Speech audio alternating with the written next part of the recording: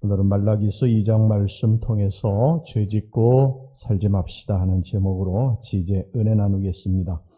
이 말라기 선지자가 활동하던 시대는 이스라엘 백성들이 바벨론 포로에서 돌아와서 성전을 건축하고 신앙이 해이해진 때입니다. 당시 이스라엘 백성들은 포로 귀환 직후에 그런 뜨거운 열정과 순수한 신앙을 다 잊어버리고 종교적인 위선과 또 거짓에 빠져 있었고요. 사회적으로는 이혼과 자본을 빈번하게 자행하고 있었습니다. 이들이 이제 하나님을 떠나서 이런 악을 저지름으로 말미암아 이들에게 하나님이 주시는 평강과 그리고 생명이 사라지게 됩니다. 생명과 평안, 이것은 하나님이 주시는 것인데 하나님 앞에 범죄하게 되면 우리 마음속에 생명과 평안이 사라지게 됩니다. 세상에서 우리들이 지위, 권세, 또 부 이런 것들을 얻는다고 해서 우리 마음속에 생명과 평안이 생기는 것이 아닙니다. 하나님 앞에 죄를 짓게 되면 아무리 지위와 권세, 부를 가진다 해도 우리 마음속에 절대로 생명과 평안이 임할 수가 없는 것입니다. 하나님께서 평안을 주시는 사람은 어떤 사람이냐? 하나님의 말씀에 순종하고 하나님을 사랑하고 살아가는 사람, 하나님의 말씀을 절대적으로 따르고 살아가는 사람, 이런 사람들에게 하나님께서 생명과 평안을 주십니다. 자, 4절부터 6절까지 말씀 보겠습니다. 만군의 여호와가 이르노라.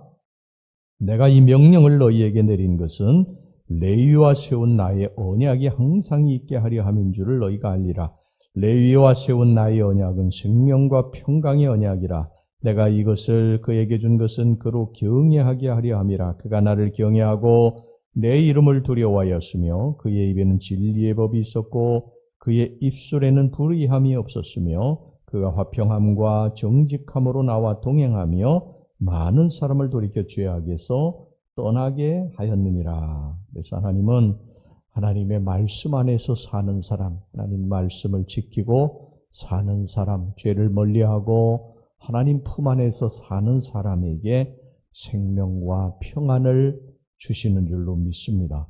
죄 짓고 사는 사람에게 생명과 평안이 있을 리가 없지 않습니까?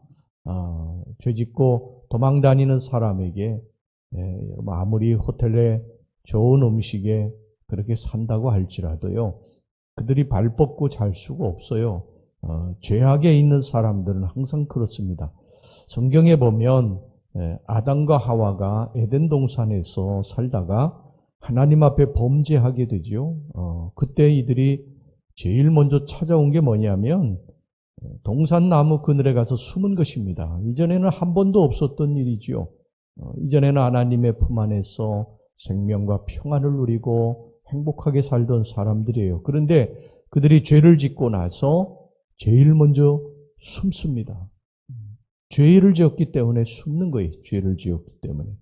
그래서 우리가 죄를 짓게 되면 숨게 됩니다. 자꾸 숨게 되고 밤을 좋아하게 되고 그렇게 되는 것이죠.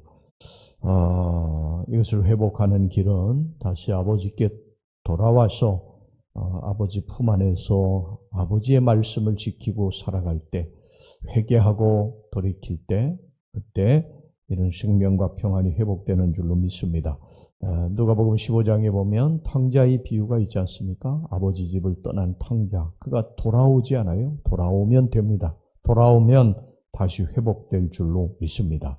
예수님은 우리를 심판하시기 위해서 오신 분이 아니십니다. 예수님은 우리를 불쌍히 여기시고 이 죄인된 우리들이 돌아와서 아버지 품에 살게 하시기 위해서 예수님이 이 땅에 오신 것입니다. 그래서 예수님께서 제일 먼저 이 땅에 오셔서 외치신 말씀이 뭐냐면 회개하라는 것입니다. 회개하라. 너희들의 죄를 회개하라는 거예요. 그리고 돌이키라는 것입니다. 아버지 품으로 돌이키라는 거예요. 그래야 너희들에게 생명과 평안이 임하게 된다는 것입니다. 인간은 누구나 그래요. 아담과 하와만 그런 게 아니죠. 성경에도 보면 다윗이 하나님 앞에 범죄하지 않습니까? 밧세바를 데려다가 간음을 저지르고 그의 남편 우리아를 최전선에 보내서 죽이지 않아요? 이런 죄를 짓고 그 밧세바를 이제 우리아가 죽고 밧세바를 데려다가 자기 아내로 삼게 됐는데 그때 이 다윗의 심령이 어땠느냐 하면은 여름 가뭄의 마름과 같이 되었다고 그랬어요. 뭐 행복해하고 뭐 즐거워하고 기뻐하고 그렇게 살아야 되는데 성경에 보면 다윗의 심령이 여름 가뭄의 마름같이 되었다고 그래요. 여름 가뭄에 이 갈라진 논밭을 여러분 보셨습니까? 다 쫙쫙쫙쫙 다 갈라져 있지 않습니까? 그의 심령이 그렇게 됐다는 거예요. 그가 죄를 짓고 나서는요, 시편의 그 많은 시 중에 한 편도 그가 시를 짓지 못합니다. 생명과 평안이 없는데 어떻게 찬양하고 시를 지어서 하나님 앞에 올릴 수 있겠어요? 죄 지으면 그렇게 되는 것입니다. 죄라고 하는 것은 하나님과 우리 사이에 담이라고 그랬어요. 담이라고 하는 것은 가로막는 게 담 아닙니까? 사람과 사람 사이에 담이 있다. 그러면 대화가 잘 안 되는 거예요. 대화를 안 하는 거 수직 끊어버리는 것이죠. 하나님과 우리 사이에 죄의 담이 있다. 그러면 대화가 안 되는 것입니다. 우리가 기도할 수도 없고 죄를 가득히 품고 기도할 수 있어요? 기도할 수 없어요. 기도 못하면 하나님으로부터 은혜와 축복도 죄의 담이 가로막게 되는 것이죠. 어떻게 해야 됩니까? 이 담을 허물어야 되는 것입니다. 사람과 사람 사이에 이 대화가 없는 담을 허물어야 대화할 수 있는 거잖아요. 하나님과 우리 사이에도 이 죄의 담이 가로막혀서 대화할 수 없는 것은 우리가 이 죄의 담을 허물어야 되는데 어떻게 허무느냐? 하나님 앞에 잘못했다고 회개하고 하나님 말씀대로 순종하고 살면 그의 죄의 담이 무너지게 되는 줄로 믿습니다. 오늘 여기 본문에 보면은요, 말라기 선지자 당시에 이스라엘 백성들이 하나님 말씀을 우습게 여기고 그리고 평안하다 그러면서 죄를 계속 짓게 되고요. 하나님이 싫어하시는 일들을 계속 행했는데 그 중에 대표적인 게 뭐냐면 이 자폰을 했다는 거예요. 자폰. 그 다음에 이방인 여자들을 데려다가 아내로 삼고 그렇게 했다는 거예요. 하나님께서 그걸 금해 놓으셨거든요. 자, 11절 말씀 보겠습니다. 유다는 거짓을 행하였고 이스라엘과 예루살렘 중에서는 가증한 일을 행하였으며 유다는 여호와께서 사랑하시는 그 성결을 욕되게 하여 이방 신의 딸과 결혼하였으니 이방 여인과의 결혼은 하나님이 금해 놓으신 거예요. 그 이유는 뭐냐면 이방 여인이 가지고 있는 그러한 이방 종교가 그의 순수한 신앙을 해칠 수 있었기 때문입니다. 성경에 보면 대표적으로 솔로몬 왕이나 아합 왕이나 이런 사람들이 이방 여인하고 결혼을 해서 그들이 섬기던 그 바알이나 아세라 신을 가지고 와서 솔로몬 왕을 멸망으로 빠뜨리지 않습니까? 아합 왕을 멸망으로 이세벨이 빠뜨리지 않아요. 그래서 이방 여인하고 결혼하지 말라는 것은 그 여인의 자체가 성결하지 않아서가 아니라 그들이 가지고 있는 이방 신을 섬길 수 있기 때문에 이방 여인하고 결혼하지 말라는 것입니다. 그런데도 이들은 이것을 알면서도요, 하나님의 말씀을 그냥 가볍게 여기고 그들과 결혼을 했습니다. 그러면서도 그들이 하나님 앞에 진노를 받고 화가 나서 뭐라고 했는지 아십니까? 왜 자신들에게 축복하지 않느냐고 목을 뻣뻣하게 세우고 하나님 앞에 항변하고 되들었어요. 자, 14절 말씀 보겠습니다. 너희는 이르기를 어찌 됨이니까 하는도다. 이는 너와 내가 어려서 맞이한 아내 사이에 여호와께서 증인이 되시기 때문이라. 그는 내 짝이요 너와 서약한 아내로되 내가 그에게 거짓을 행하였도다. 하나님의 말씀을 어기고 살면서 이들은 축복만 바란 것입니다. 축복만. 자, 10절에서 12절까지 말씀 보시기 바랍니다. 우리는 한 아버지를 가지지 아니하였느냐? 한 하나님께서 지으신 바가 아니냐? 어찌하여 우리 각 사람이 자기 형제에게 거짓을 행하여 우리 조상들의 언약을 욕되게 하느냐? 유다는 거짓을 행하였고 이스라엘과 예루살렘 중에서는 가증한 일을 행하였으며 유다는 여호와께서 사랑하시는 그 성결을 욕되게 하여 이방신의 딸과 결혼하였으니 이 일을 행하는 사람에게 속한 자는 깨는 자나 응답하는 자는 물론이요 만군의 여호와께 제사를 드리는 자도 여호와께서 야곱의 장막 가운데서 끊어버리시리라. 무서운 하나님의 말씀이지요. 죄 지으면 생명과 평안이 사라지게 되고 하나님으로부터 오는 모든 응답 끊어지게 되고 우리의 기도 하나님께로 올라가지 못하게 됩니다. 우리가 하나님 앞에 성결하게 살아야 될 이유예요. 우리는 물론 연약한 육신을 가졌기 때문에 때로 죄를 짓고 또 허물도 있고 그렇습니다.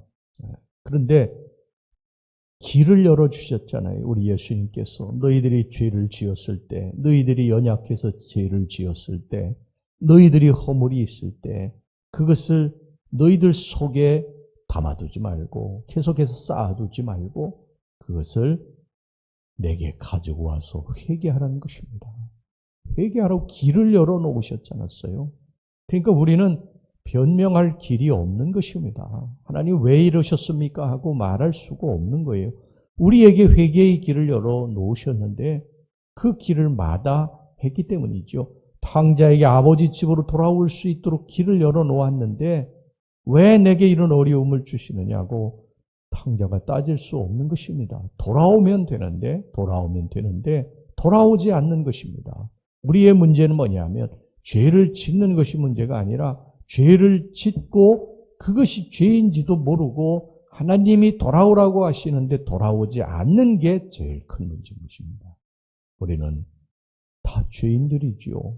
하나님 앞에 부끄러운 죄인들이에요. 그런데 누구는 돌아와서 아버지가 다시 우리들에게 새 신을 신기고 새 옷을 입히고 그리고 손에 가락지를 끼워 주셔서 자녀로 다시 불러주시고 잔치를 열어 회복시켜 주시는 사람이 있고 어떤 사람은 아직도 아버지를 떠나서 영적 기근에 시달리고 사는 육적 기근에 시달리고 사는 사람도 있다는 것입니다. 하나님의 말씀 안에서 우리가 다시 돌아와 회복되고 그리고 하나님과의 이 막힌 통로들이 다시 열려져서 여러분들의 삶이 늘 풍요롭고 그리고 평안한 그런 생명의 삶이 되시기를 주의 이름으로 축원합니다. 기도하겠습니다. 하나님 아버지, 우리가 육신이 약해서 죄를 지을 수밖에 없는데 그때 우리 예수님이 그 죄의 문제를 해결해 줄 수 있는 길을 열어주셨습니다. 주여, 우리가 죄 짓고 허물이 있을 때 우리 주님께 돌아와 이 죄의 담을 헐고 다시 하나님과 막혔던 통로, 이 기도의 통로, 은혜와 축복의 통로가 열려지는 역사가 있게 해 주시옵소서. 예수님의 이름으로 기도하옵나이다. 아멘.